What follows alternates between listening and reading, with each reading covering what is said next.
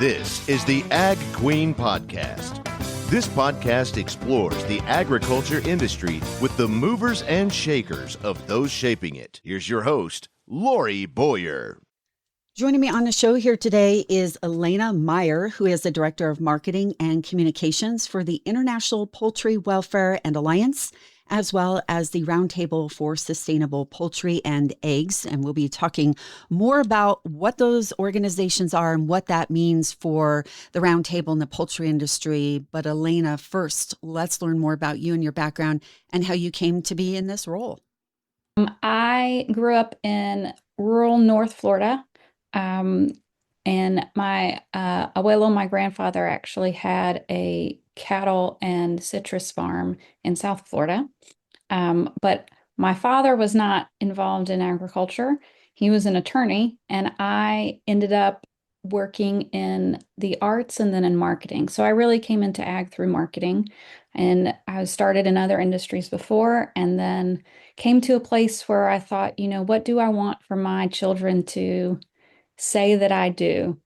If I'm going to be in marketing and if I'm going to be in communications, do I want for them to say that I, sell stuff, or, what are the other options? So I really thought about it, and I really started to look into agriculture and food, because I think it's very important, and it's something that I'm really excited about being in. I've been in this industry now for almost 3 years.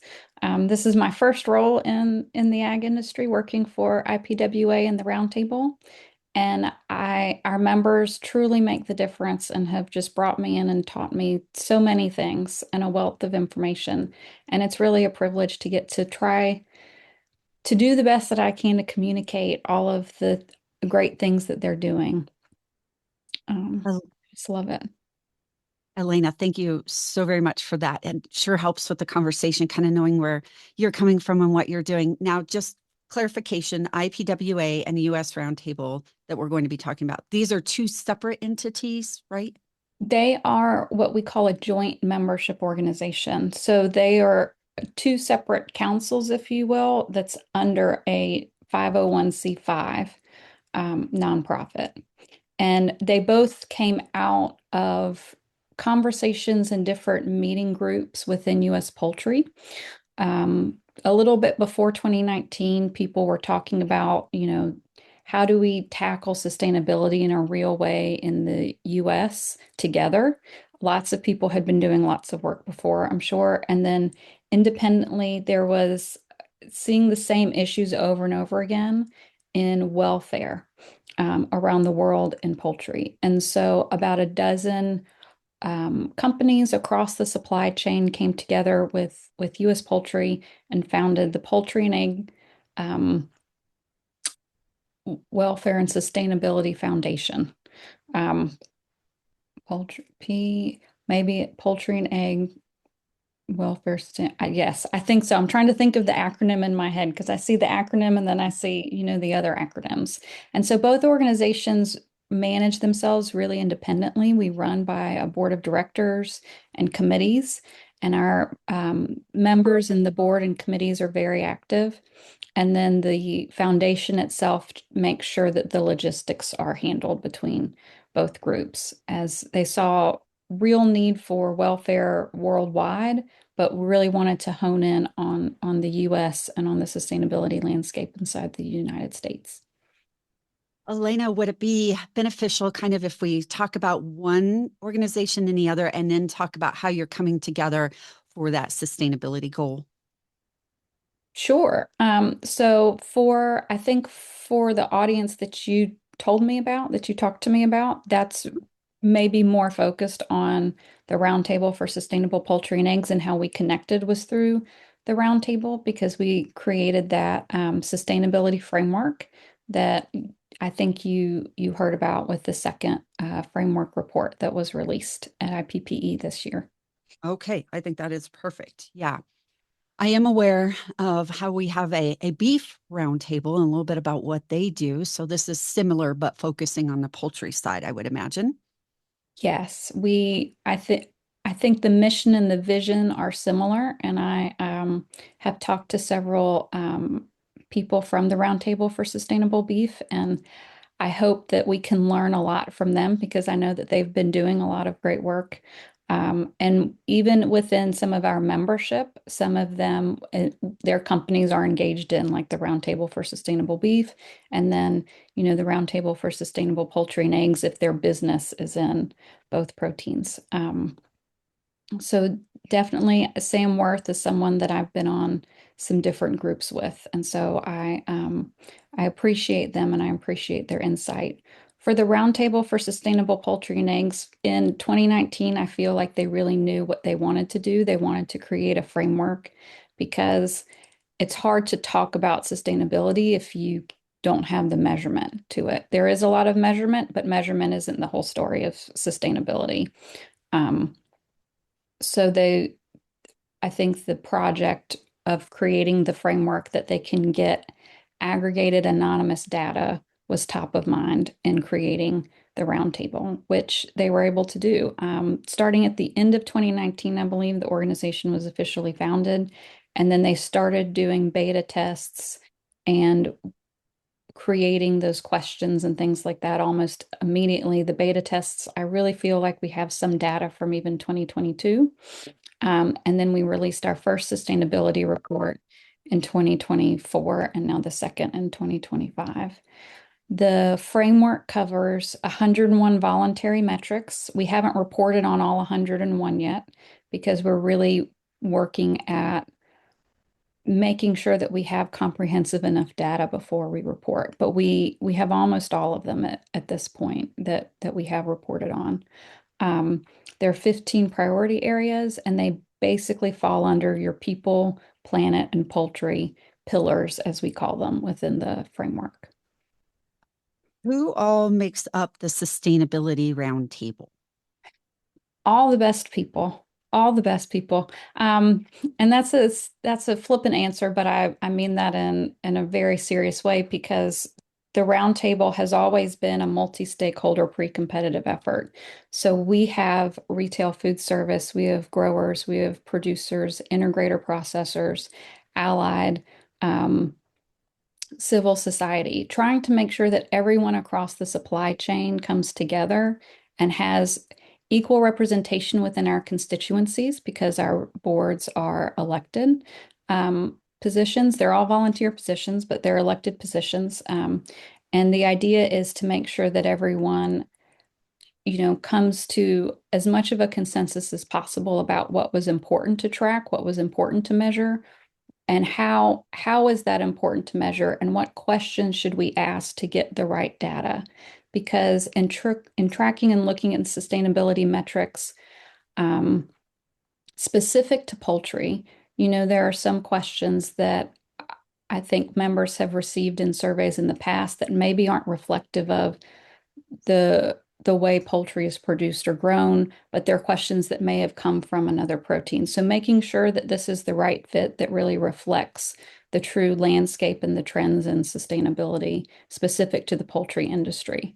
And having that, across the value chain perspective in creating it, but not only creating it, in continuing to optimize it and in continuing to, work from that base of data is the very impactful, I think, and has been able to have them really create and get to now 2025, not that far away from 2019, from the end of 2019 to get to this second report. And it's not that, but that's not all the roundtable has done. The report is very foundational because it creates that, I would say, conversation mindset.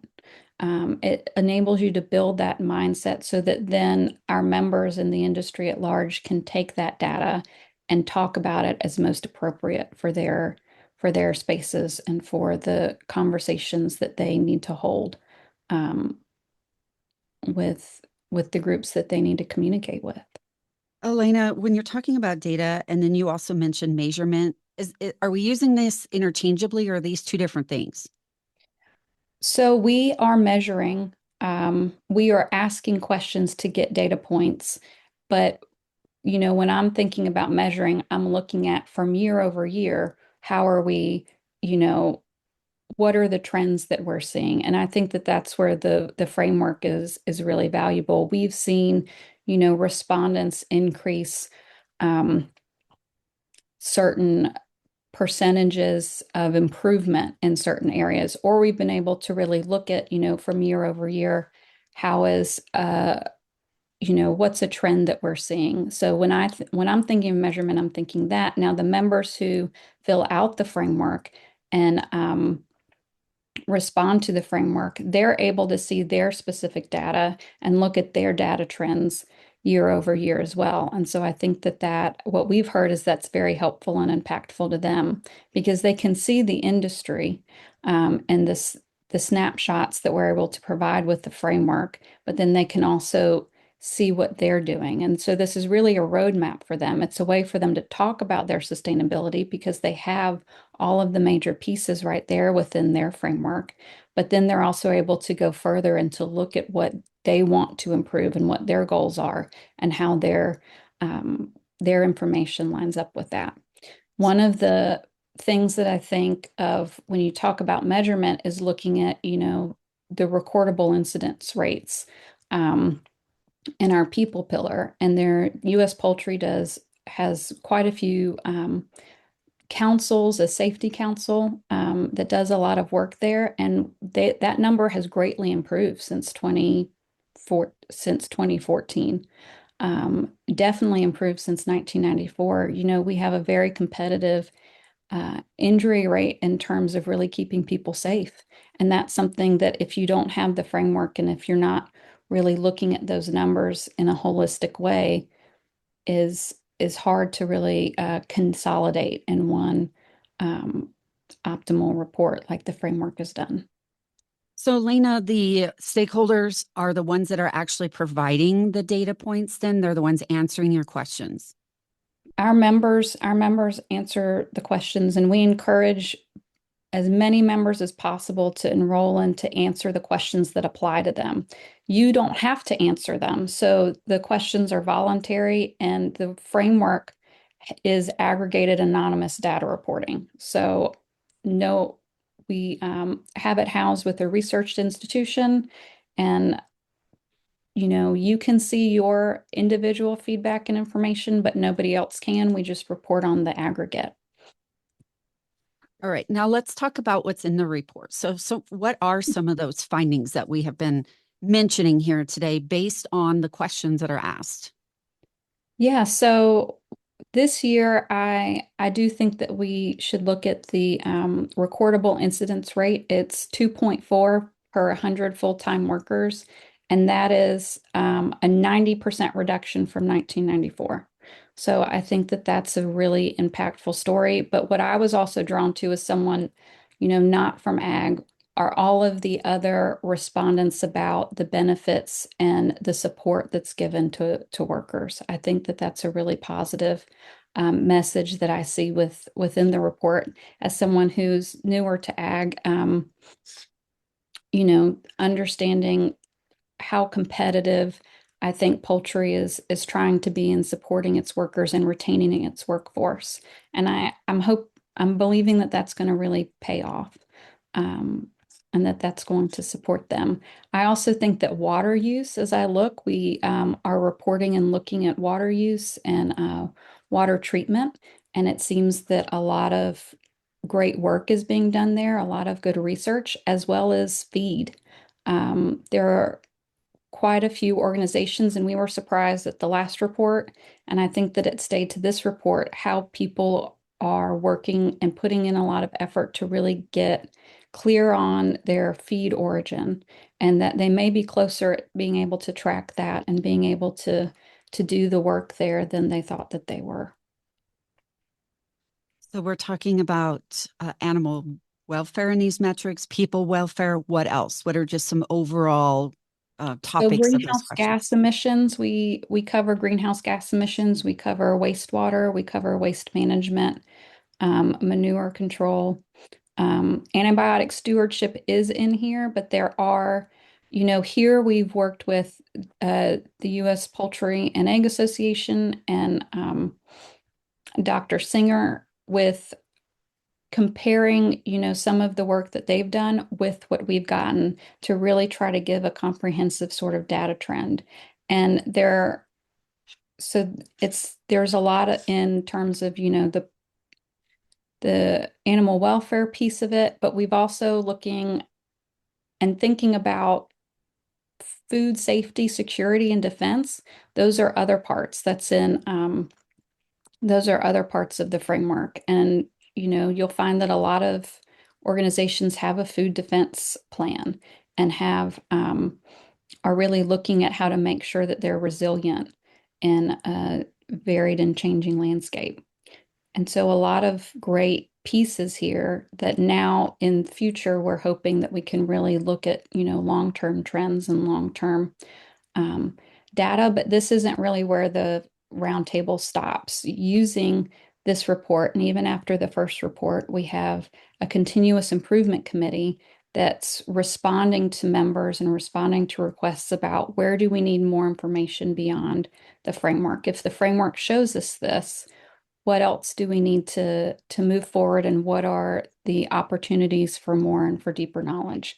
So we've partnered on quite a few webinars last year, and we have more things upcoming um, to make sure that we support members and the industry in doing what we can, as well as our industry partners, trade associations and US Poultry to help create the knowledge base for sustainability in the US so that people can make decisions that support their organizations, but support us in, feeding the United States and in some cases feeding the world, as poultry is such a popular export. The information, where's it being used at? How is it coming from the roundtable and getting out to those who want and need the information? Who is using that information? Well, so we're creating toolkits by species that we're making available to the trade organizations and then other associations that we collaborate with. This, is your foundational messaging pieces, right? Um, at the same time, attending events and trying to enroll people who should fill out the framework who aren't is another major goal that we have. There may be some parts of the framework that don't apply to a certain aspect of someone's business, but there's a way to, say that this question doesn't apply to me. But the more data we get, the more of a holistic picture that we have. Is this something that gets that trickles down to consumers? That is a hope. And that was sort of, I would say, a future vision of our current strategic plan. And our current work, the idea is in setting up this gives us that information to message to consumers. Because you can't just say we're, sustainable and green. You have to be careful about the claims that you're making. And so within this framework, we're carefully and steadily making progress in collecting this data and being thoughtful about how we'll message it in the future and we'll share it with consumers. But a lot of this information is, I think interesting to consumers. And in some places we have made some appearances and been on some podcasts that are more external facing. But there are a lot of great groups that do message and support to external, end consumers. And so we would love to support them with this information because they're relevant in this space and they oftentimes have relationships with those audiences already. You mentioned just a couple more questions here. You mentioned enrolling. So is this a membership-based roundtable? And by that, I mean, is this a paid membership roundtable? Yes, this currently is a paid membership roundtable because we have costs to create the framework and to keep the framework up and running. And how do you keep it partisan? How do you keep it all science-based without biases in it? I think that has been a great strength so far in the organization. Through the membership process, there is an application process, and is a membership committee And then there's a board that reviews the membership application. It's not, here's your money. I'm part of the roundtable now. And then because it's a joint organization, IPWA also reviews all of the applications as well and provides their input. But to create the framework involves lots of time and lots of people to sit on calls and have in-depth discussions about all of the issues and, figure out where questions should go, how questions could be more helpful if they were worded a different way. What resources might you need to answer this question if you were, say, someone who was just hired within sustainability for a company? And so creating that support and creating that process where it is much more about creating a conversation and creating an environment where everyone has the opportunity to provide input, I think has really created solid consensus, but also solid and neutral information, because there's, checks and balances to our process and to how all of this has worked. What else do we need to know here today, Elena, or what have I not asked you about? You should definitely read the framework report if you hadn't. It is about 60 pages. There's a lot in there. There's a lot of good information in there. And feel free to, everyone's feel free to email me if they have any questions or if they want to get more involved. We also have a 2026 Poultry Sustainability and Welfare Summit in September. It's a joint annual meeting of both IPWA and the Roundtable, and it's open to prospective members and members alike. So if anyone is interested in really seeing this kind of thing in action, I believe we will be having a framework workshop there, and they should come and check it out. Thank you to my guest for joining me here today, Elena Myhre, the Director of Marketing and Communications for the International Poultry Welfare Alliance and the US Roundtable for Sustainable Poultry and Eggs. Thanks for tuning in to this edition of the Ag Queen Podcast with your host, Lori Boyer.